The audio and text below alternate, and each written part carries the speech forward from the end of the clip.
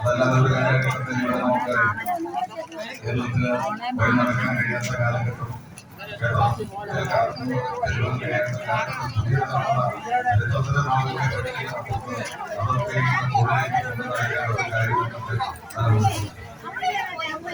പക്ഷെ അത്തരം കാര്യങ്ങൾ ഇല്ലാതാക്കുന്നതിന് വേണ്ടി നടത്തിയ പോരാട്ടങ്ങളെ ആധുനിക കാലഘട്ടത്തെ ജനഗണങ്ങൾ നേരിടുന്നതിനുള്ള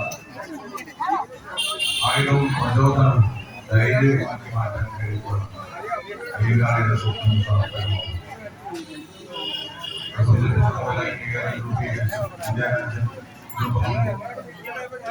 അവിടെയൊക്കെ വളരെ ശക്തമായ രീതിയിൽ സാമൂഹിക ജനവിഭാഗത്തെ സമൂഹത്തിന്റെ മുഖ്യധാരയിലേക്ക് കൊണ്ടുവരുന്നത് നമ്മുടെ തമിഴ്നാട്ടിൽ ദേശീയ പ്രസ്ഥാനം അതിന്റെ ചരിത്രവുമായി ബന്ധപ്പെട്ട് ലോക ചരിത്രത്തിൽ കാണാൻ കഴിയാത്ത രീതിയിൽ ലോകത്തൊട്ടനവധി പോരാട്ടങ്ങൾ നടന്നു. സ്വാതന്ത്ര്യ സമര ചരിത്രങ്ങളുണ്ടായി. പക്ഷെ ആ സ്വാതന്ത്ര്യ സമര ചരിത്രങ്ങളിലെ ഇന്ത്യ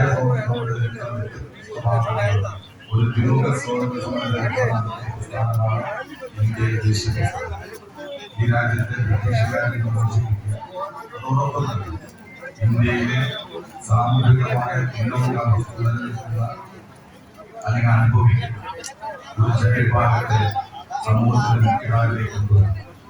നമുക്ക് ബ്രിട്ടീഷുകാരിൽ സ്വാതന്ത്ര്യം മാത്രമല്ല, ഈ ജനതയ്ക്ക് അവർ ആഗ്രഹിക്കുന്ന സ്വാതന്ത്ര്യം. ആ സ്വാതന്ത്ര്യത്തിന് വേണ്ടിയാണ് ഗാന്ധിജി മക്കളെ ഒന്ന് എന്നെ തിരിച്ചുകൂടി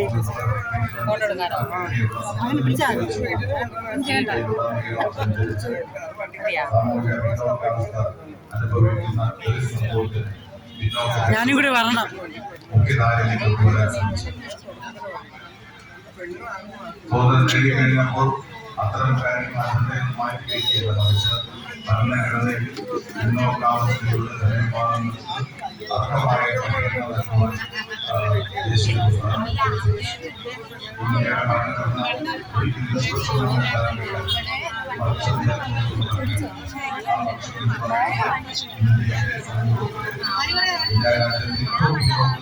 ജനവിഭാഗങ്ങളുടെ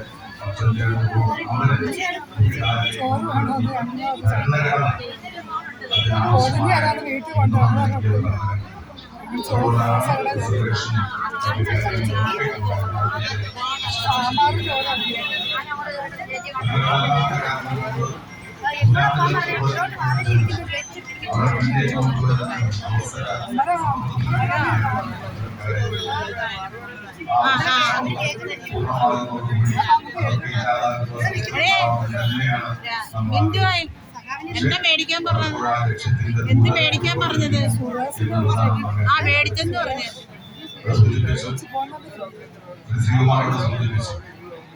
ജാതി സെൻസസുമായി ബന്ധപ്പെട്ട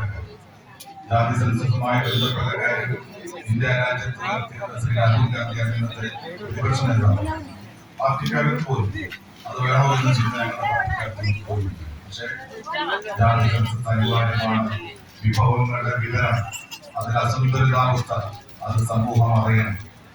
അതുകൊണ്ട് ജാതി സെൻസസിലൂടെ രാജ്യം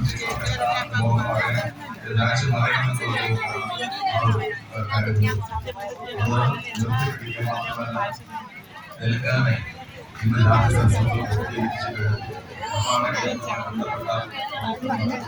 ഇന്നത്തെ ഈ രാജ്യത്ത് നടക്കുന്ന സെൻസസിലൂടെ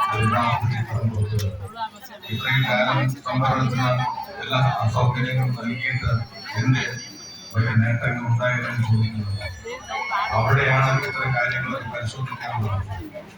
യഥാർത്ഥത്തിൽ സംവരണം കൊണ്ട് വലിയ മാറ്റങ്ങൾ ഉണ്ടായി എന്നുള്ള കാര്യത്തിൽ സംശയം.